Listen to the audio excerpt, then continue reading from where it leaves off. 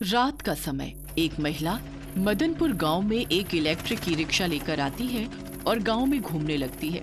उस महिला का नाम शालिनी था। सवेरे से घूम रही हूं पर एक भी शिकार नहीं मिला मुझे।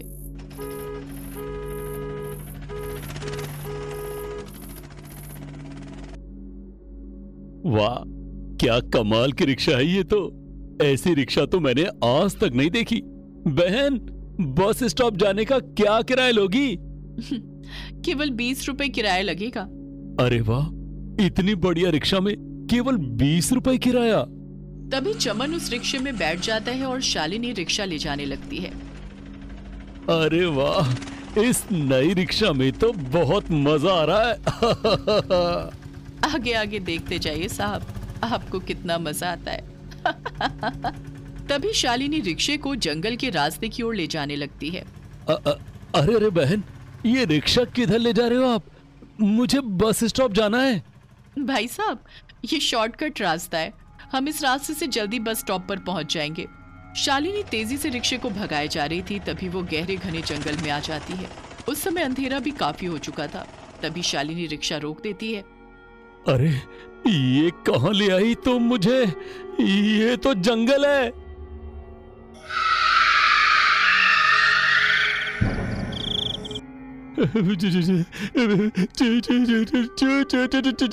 चुड़ैल, तुम चुड़ैल हो।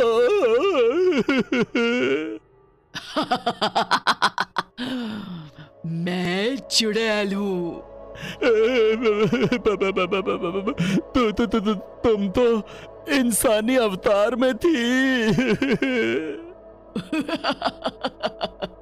मेरा वो इंसानी अवतार तुम जैसे इंसानों को अपने जाल में फंसाने के लिए है। अब तेरा ये सफर मैं तेरे जीवन का आखिरी सफर बना दूंगी। तभी चुड़ैल चमन को वहीं जान से मारकर उसकी खोपड़ी खा जाती है।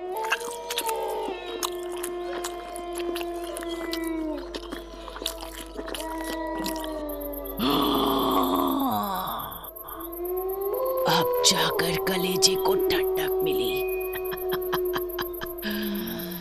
इतने सालों से मैं इंसानी खोपड़ी के लिए तरस रही थी, अब जाकर मेरी ये प्यास बुझी। गांव वालों, अभी तो शुरुआत है। अब अपनी इस ई रिक्शा की मदद से पूरे गांव वालों को मिट्टी में मिला दूंगी, मिट्टी में। शालिनी एक भयानक चुड़ैल थी।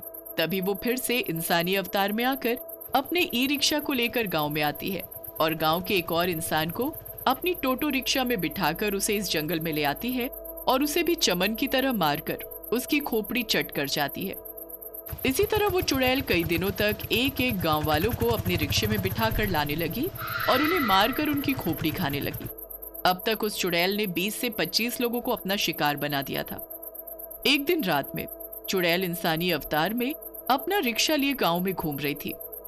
बस एक इंसान और मिल जाए ताकि मैं उसकी खोपड़ी खा सकूं। ये इंसानों का शिकार करने का मजा ही कुछ और है। तभी चुड़ैल को सामने एक आदमी सूट पहने सड़क पर खड़ा दिखाई देता है। ये देखकर चुड़ैल अपना रिक्शा लेकर उस आदमी के पास जाती है। चुड़ैल इंसानी अवतार में थी।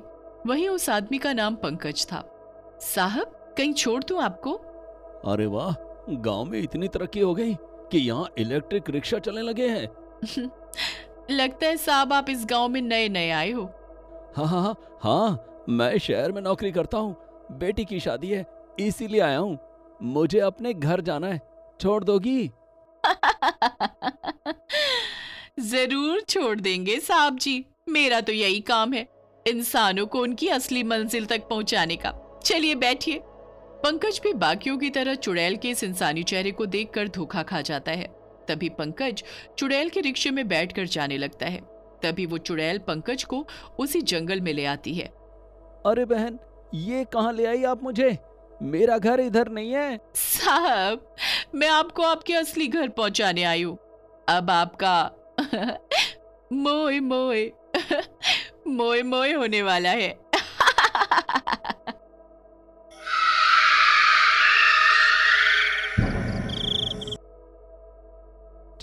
चुड़ैल, अरे बाप रे, ये तो चुड़ैल है। अरे भागो। कहाँ भागे जा रहा है? एक बार जो मेरे रिक्शे में बैठ जाता है ना, वो दोबारा इस दुनिया की जमीन पर कदम नहीं रखता। चुड़ैल जी, मैंने आपका क्या बिगाड़ा है?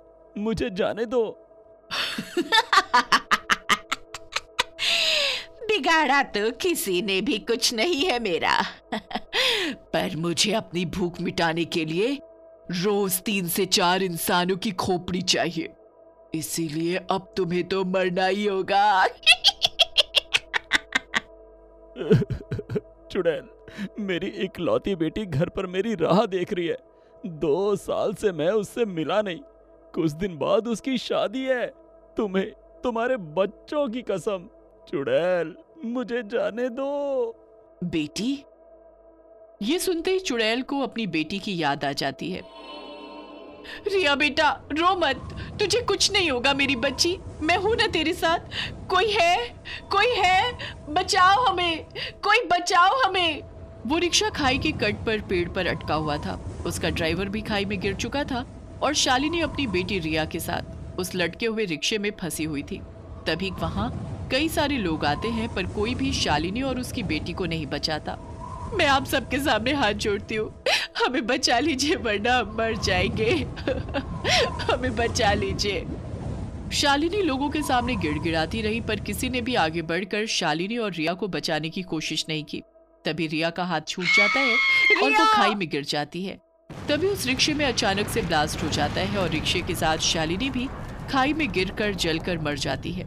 ये सब बातें अपने दिमाग में सोचकर चुड़ैल अपनी ई रिक्शा के पास खड़ी थी, पर पंकज वहां नहीं था।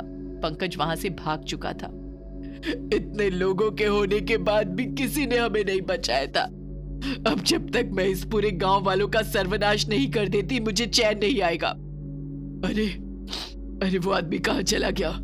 भाग बेटा भाग, एक ना एक दिन तो तू मेरे हाथ जरूर आएगा। अपनी बेटी की मौत का बदला मैं पूरे गांव वालों को मार कर लूंगी। चुड़ैल अपनी बेटी का बदला लेने के लिए इस ई रिक्शे में घूमकर लोगों को मार रही थी। उसके बाद वो फिर से इंसानी अवतार में आकर गांव में अपना रिक्शा लेकर घूमने लगी और एक एक गांव वालों को रिक्शे में बिठाकर जंगल में लाने लगी और उन्हें मारने लगी। अब तक किसी को भी उस चुड़ैल पर शक नहीं हुआ था।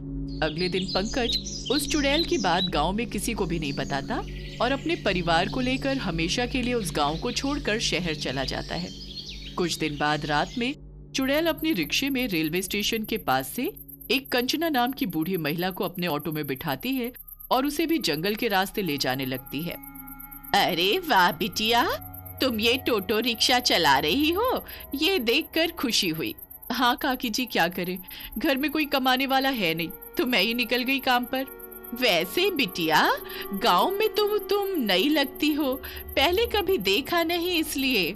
ओहो, ये बुढ़िया कितना पका रही है, अभी बताती हूँ इस बुढ़िया को। अरे बिटिया, ये कौन सा रास्ता है? ये मेरे घर का रास्ता नहीं है। काकी जी, ये शॉर्टकट रास्ता है, मैं आपको आपके घर तक पहुंचा दूंगी। तभी कंचना की नजर उस चुड़ैल के रिक्शे के आईने पर पड़ती है, तो उस आईने में कंचना को उस चुड़ैल का असली चेहरा दिखाई देता है। ये देखकर कंचना के होश उड़ जाते हैं। अच्छा, तो ये चुड़ैल है। तभी कंचना कुछ तंत्र मंत्र पढ़ने लगती है, जिसकी वजह से वो रिक्शा रुक जाता है और चुड़ैल अपने असली अवतार में आकर रिक्शे के बाहर आ जाती है। कंचना लगातार मंत्र पढ़ने लगती है। कौन है तू?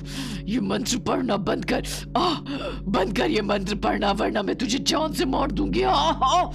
मूर्ख, तुम जैसी चुड़ैल भूतों को काबू में करना मुझे बहुत अच्छे से आता है।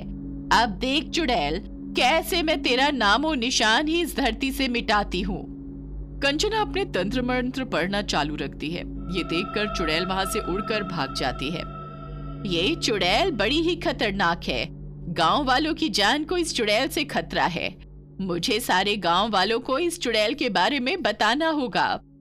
कंचना उस चुड़ैल का ई रिक्शा लेकर वहां से अपने घर चली जाती है। इधर चुड़ैल उसी जंगल में आती है। कौन थी वो? उसे इतने तंत्र मंत्र कैसे आ रहे थे? उस बुढ़िया को तो मेरी सच्चाई का पता चल गया है। कहीं वो गांव वालों को मेरे बारे में ना बता दे। अगर गांव वालों को पता चल गया तो कहीं वो मेरे रिक्शा को ना जला दे, क्योंकि मेरी जान उसी टोटो रिक्शे से जुड़ी हुई है। नहीं नहीं नहीं नहीं, मुझे अपने रिक्शे को किसी भी हाल में ढूंढना होगा।